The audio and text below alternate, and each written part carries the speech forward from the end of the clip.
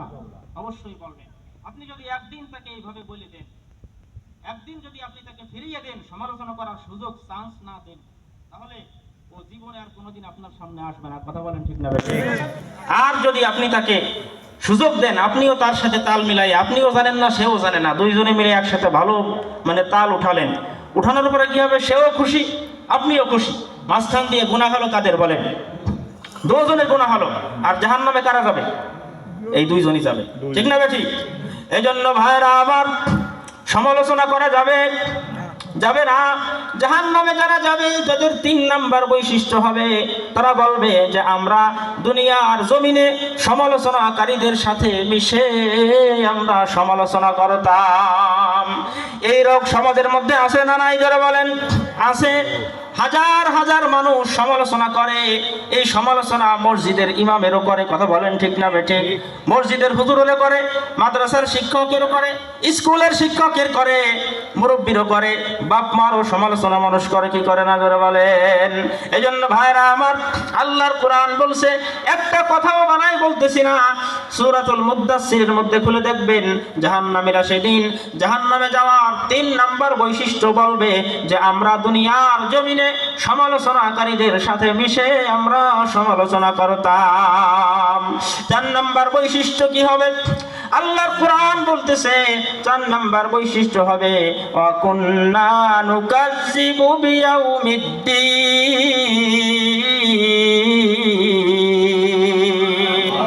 সেদিন তারা বলবে আমরা কিয়ামতের দিনকে অস্বীকার করতাম, কিয়ামতের দিনকে আমরা অবিশ্বাস করতাম, এই কারণে আজকে আমরা আল্লাহর জাহান্নামের ভিতরে নিক্ষিপ্ত হয়েছি।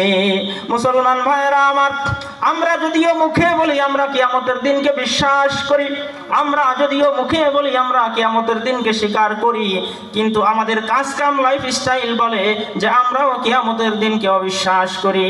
কারণ হলো, যে বান্দা কিয়ামতের দিনকে বিশ্বাস করবে পূর্ণাঙ্গ ভাবে, যেই বান্দার অন্তরের ভিতরে কিয়ামতের দিন সম্পর্কে অগাধ বিশ্বাস থাকবে, ওই বান্দা কখনো নামাজ ত্যাগ করতে পারে না। কথা বলেন ঠিক না বেঠিক? ওই বান্দা কখনো ইসলামের বিরুদ্ধে কথা বলতে পারে না।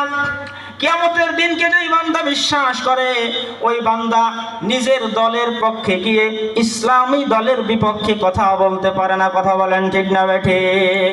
ভাইরা আমার, ঈমান এমন ভাবে নষ্ট হয়ে গেছে, ঈমানটাকে এমন ভাবে গোল্লায় ফেলেছে যে কিয়ামতের দিন অবিশ্বাস করতে করতে কিয়ামত গোল্লায় যা, কিন্তু আমার দল ছাড়া যাবে না। আছে না নাই? জোরে বলেন।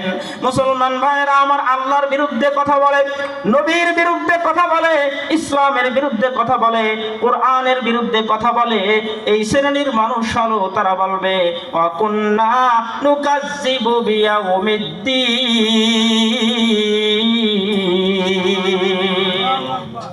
এই 4টা কারণ তারা সেদিন উল্লেখ করবে। জোরে বলেন, কয়টা কারণ?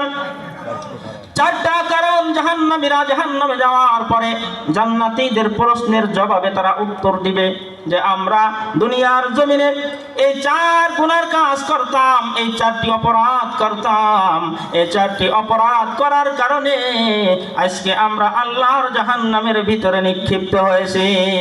মুসলমান ভাইরা আমার, তারা সেদিন আরেকটা কথা বলবেন, হাত্তা আতানাল ইয়াকিন। আমরা এই 4 গুনার কাজ করতেছিলাম, হঠাৎ করে আমাদের সামনে ইয়াকিন, নিশ্চিত বিষয়, মৃত্যু এসে হাজির হয়ে গেল। ধরে বলেন, কি আসলো? মৃত্যু আসলো। আমাদের সমাজে এমন কিছু মানুষ আছে, তারা হারাম খায়, গুনার কাজ করে, আর মনে মনে ভাবে যে আমরা বৃদ্ধ হওয়ার পরে, বুড়া হওয়ার পরে তারপরে ভালো হয়ে যাব। আছে না নাই? জোরে বলেন। আছে। তারা মনে করে আমার বয়স যখন 70-80 হয়ে যাবে, বৃদ্ধ হয়ে যাব, অচল হয়ে যাব ভাব, ঠিক সেই মুহূর্তে আমি আবার ভালো হয়ে যাব, আমি আল্লাহর নামাজ পড়ব, সত্য কথা বলবো, মিথ্যা বলবো না, আর হারাম খাবো না। এমন ধ্যান ধারণা সমাজের ভিতরে 90% মানুষ কিন্তু লালন করে। মুসলমান ভাইয়েরা আমার, আল্লাহর কোরআন বলছে তারা এই সমস্ত ধারণা নিয়ে চলবে আর এই গুনার কাজও করবে। এই সমস্ত গুনার কাজও তারা করতে থাকবে। হঠাৎ করে তারা দেখবে হাত্তা আতানাল ইয়াকিন, হঠাৎ করে আমার সামনে আজরাইল আলাইহিস সালাম হাজির হয়ে গেছে। তারা দুনিয়ার থেকে বিদায় নিয়ে চলে যাবেন, মৃত্যু এসে হাজির হবে। এই জন্য মৃত্যু কখন আসবে দুনিয়ার কোনো মানুষ জানে না। দুনিয়ার কোনো মানুষ ধারণা পর্যন্ত করতে পারবে না দুনিয়ার থেকে কখন আমার মৃত্যু হবে, কখন আমি দুনিয়ার থেকে বিদায় নিয়ে চলে যাব। দুনিয়ার কোনো মানুষের ব্রেনের কল্পনাই পর্যন্ত আসবে না। এজন্য ভাইরা আমার, মুমিন হলো তারা, ইমানদার হলো তারা যারা সার্বক্ষণিকভাবে 24 ঘন্টা রাত দিনের ভিতরে 24টা ঘন্টায় আমার আল্লাহর কাছে হাজিরা দেওয়ার জন্য প্রস্তুত থাকে। কথা বলেন ঠিক না বেঠি? ভাইরা আমার, এজন্য জাহান্নাম থেকে বাঁচতে হলে এই সমস্ত গুনার কাজ ছাড়ার দরকার আছে নাকি নাই? জোরে বলেন। এই 4টি গুনার কাজ যদি আমরা ছাড়তে পারি, অবশ্যই অবশ্যই আল্লাহর কোরআন অনুযায়ী আমরা জাহান্নাম থেকে বেঁচে যাব। কথা বলেন ঠিক না বেঠি? ভাইরা আমার, জাহান্নাম থেকে বাঁচলাম, এবার আল্লাহ পাক কোথায় যাওয়ার কথা বলেছেন? ফামান যুহজিহা আনিন নারি, মনে আছে? আমি প্রথমেই বলেছিলাম ফামান যুহজিহা আনিন নারি ওয়া উদখিলাল জান্নাতা ফাকাদ ফাজ। যারা আল্লাহর জাহান্নাম থেকে বেঁচে জান্নাতের মধ্যে প্রবেশ করতে পারবে, আমার আল্লাহ বলেছেন তারাই হলো চূড়ান্ত ভাবে সফল হয়ে গেছে। তাহলে জাহান্নাম থেকে বাঁচতে হলে কয়টা কাজ ছাড়া লাগবে? 4টা কাজ ছাড়া লাগবে। 1 নম্বর নামাজ পড়তে হবে, 2 নম্বর মিসকিনদেরকে খাবার খাওয়াইতে হবে, 3 নম্বর সমালোচনা করা যাবে না, 4 নম্বর কিয়ামতকে পূর্ণাঙ্গভাবে বিশ্বাস করতে হবে। মুসলমান ভাইরা আমার, জাহান্নাম থেকে বাঁচলাম, এবার আল্লাহ বলেছেন ওয়া উদখিলাল জান্নাতা, জান্নাতে প্রবেশ করতে হবে। জান্নাতে প্রবেশ করতে হলে আমার আল্লাহ পাক রব্বুল আলামিন বলতেছেন ইন্নাল্লাযীনা ক্বালু রাব্বুনাল্লাহু সুম্মা ইসতাকামু তাতানাজ্জালু আলাইহিমুল মালায়েকা আল্লা তাখাফু ওয়া লা তাহজানু ওয়া আবশিরু বিল জান্নাতিল্লাতী কুনতুম তুআদুন। আমার আল্লাহ বলতেছেন নিশ্চয়ই যারা আল্লাহকে রব হিসেবে স্বীকার করবে, করে বলেন কি হিসেবে স্বীকার করবে? রব হিসেবে আমার আল্লাহকে স্বীকার করবে। রবের ভিতরে 4টি অর্থ আছে। জোরে বলেন কয়টা অর্থ? মুফাসসিরিনে কিরাম বলেছেন রবের ভিতরে 4টি অর্থ আছে। আল্লাহ পাককে সৃষ্টিকর্তা হিসেবে মানা, আল্লাহ পাককে রিজিক দাতা হিসেবে মানা, হায়াত মউতের মালিক কে? জোরে বলেন আল্লাহ। আল্লাহ পাককে হায়াত মউতের মালিক হিসেবে জানা।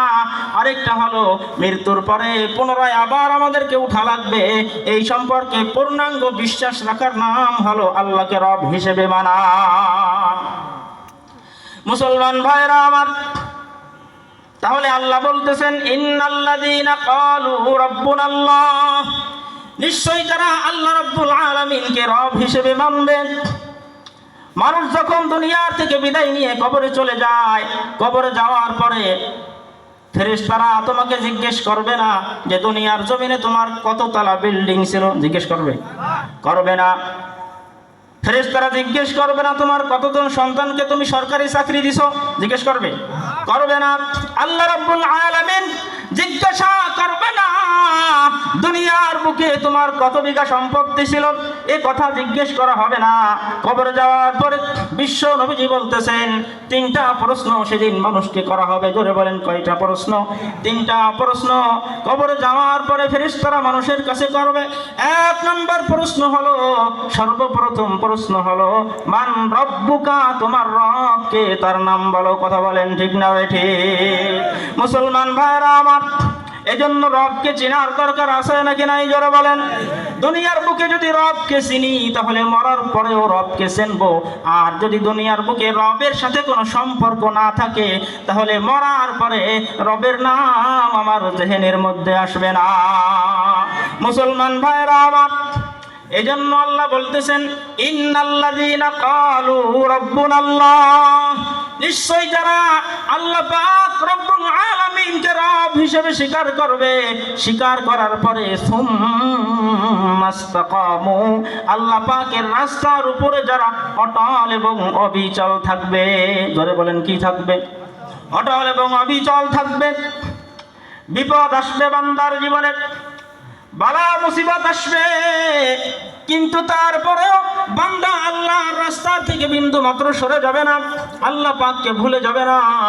আল্লাহ পাককে অন্তরের মাঝখান থেকে বান্দা কখনোই বিন্দু মাত্র সরায় দেবে না।